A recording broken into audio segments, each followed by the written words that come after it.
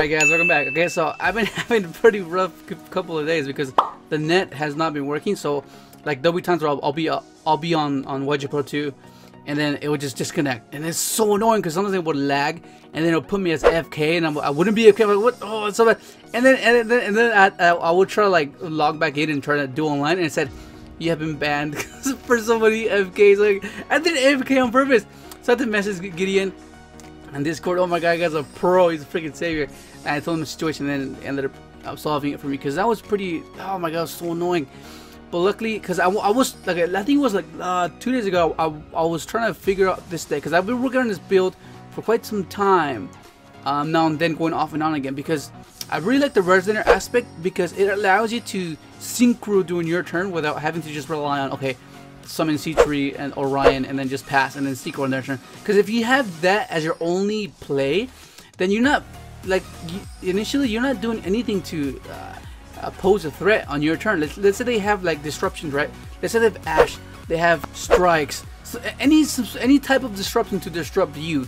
But if you don't force them to use any of that, they're gonna accumulate it, and by then they can use them in sequences to disrupt you even more. Like, and that's a nightmare for any type of deck. Like, of course, like if you have Strike Ash, that's insane. Strike Ogre, that's insane. But if you have just Strike by itself, if you have Ash by itself, there's an opening where you can sneak past through their defenses.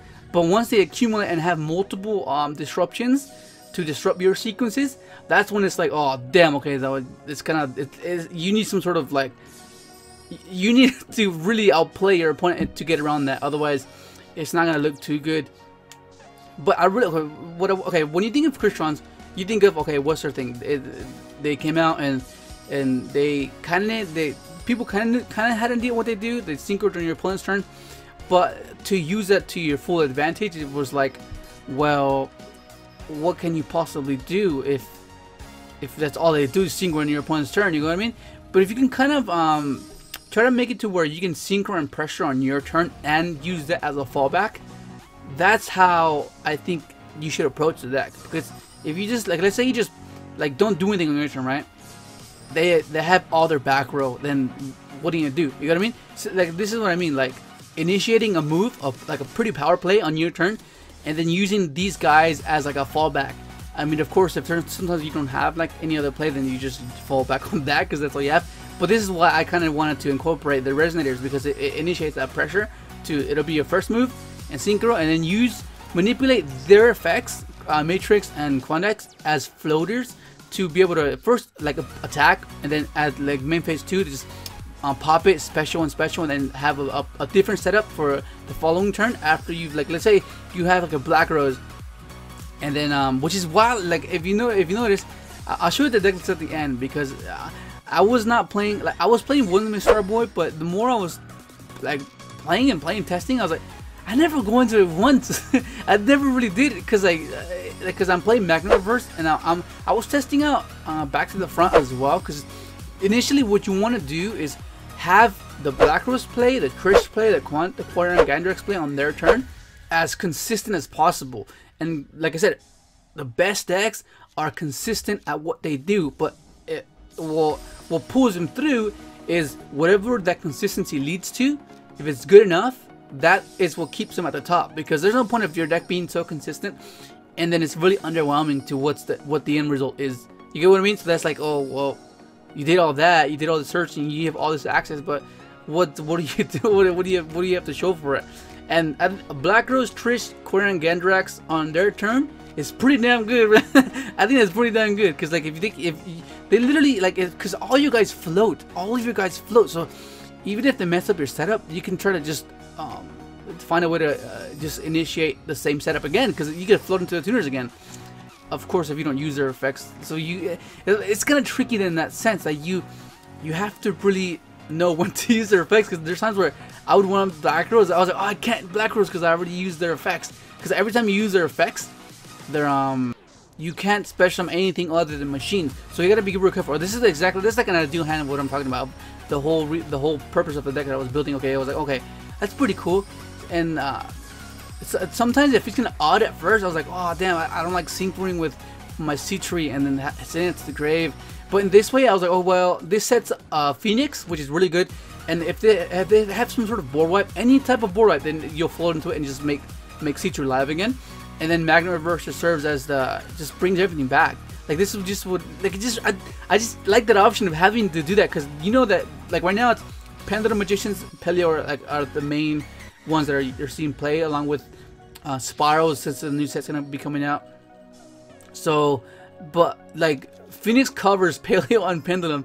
If you just Phoenix them at the right time, just get rid of all their scales, all their back row, dude. Like that's just insane, man. Like Phoenix just banishes it. It doesn't destroy it, just banishes it. And then I like how he floats and like you just initiate another setup on their turn. Like this is what I mean about initiating a pressure point, a pressure play on your turn and then falling back on that. Like that, I think it's pretty damn good. And I think this is gonna be the last replay, because then I'll show you guys the deck list, because dude, this guy is insane. Look at this guy. Watch. Hang on. Let him come out. Let him come out. Boom. This guy's huge. This guy's a beast, and he flows. Let me put the deck list. Hang on. Okay, here it is. Okay, so these two cards, I was going back and forth, back and forth. I wasn't sure what to put in. I was like, first they were maths, then they were this guy for the pendulum, this banisher of scales. It was I was trying entry. I was trying out this guy because whenever your card's destroyed, you could use special and add another one. I was like, oh, that's pretty cool. And it's a level 7, but I couldn't really do much with a level 7, so I was like, oh, I don't know about that. And I was trying out board wipes. And then I still don't know. So far this guy's been pretty good. It's like a beater, because okay, what the things that I was running into trouble. I was was like, okay, if this gets stopped and you have you don't have Sofnir, then you just can't do anything. You're stuck. Can't do it. You can't do anything. So I was like, okay, I need some sort of way to discard it. And before, if you guys seen the previous builds, I would incorporate totally, and you would have Salt Frog, Rodent Totem, and Dupe. So then that's your secondary outlet. So let's say they stop your summon. Let's say you stop this, and you can have discard it and then use your grave effects. But I was like, this guy's pretty huge. He's a machine. They're all machine besides these guys, and his effect's not too bad. Like if it's destroyed by battle, or pretty sure it's by battle, right? Yeah, it's by battle. So if it's destroyed by battle, you can just crash with like this guy, the Astrograph guy. You just crash with him and he just crashes and pops nothing on the field. Or just crash something huge and pop something else on the field. That's pretty cool. And if you target it, then that means you could look at your opponent's hand and then discard a card, which is really cool. And it's just a beater. And I was trying out this guy too. I was like, because they're all machines. So even if you use it on these guys, they'll get destroyed and they'll get the float. 5k freaking 36, dude. That's freaking huge, man. That's like OTK right there. But it's just off theory and just thinking about what you can use and what you can't use. But this initiates the power push of pretty much. Ideally, you want to open up these two, because this sets up your matrix play, and then you can if you have that or have a way to get to this. Pretty sure you will, because you'll be sending something, and then you just pop this, float into one of the little guys, and then the little guys will pop this guy, and then this guy will bring something out, and you bring out a tuner, and then you kind of get what I'm saying, right? You want to pretty much get to Black Rose setup or a Trish setup or any of this setup as fast as you can, because that's like their thing. That's what they do. And I like, so far I like this lineup. I haven't really gotten to either of these two, and like now that I think I haven't gone to them once. I guess you can swap these, but oh my god, 3 and 3 of each. The way the playstyle is insane. And especially double Black Rose in twice. Like what some of us have doing a lot was using this guy first before anything, and then to like put like the nail in the coffin. That's what this and quariongandraz and Phoenix were, and Trish. These were like the deal sealers pretty much. This was like the wind you down, trying to like have like an insane blowout, and then the little resources you have left, and you just bring these guys out. But still, again, this is all just been testing, because I've been just trying it out. But at first, I really like this guy. This is pretty insane. This guy, I don't know what. It's pretty awesome, dude. But yeah, you can change it up. But I like the initiation of having the option to just be aggressive on your turn and then fall back on these guys, which is really cool. I really like my reverse. It allows you to not have links.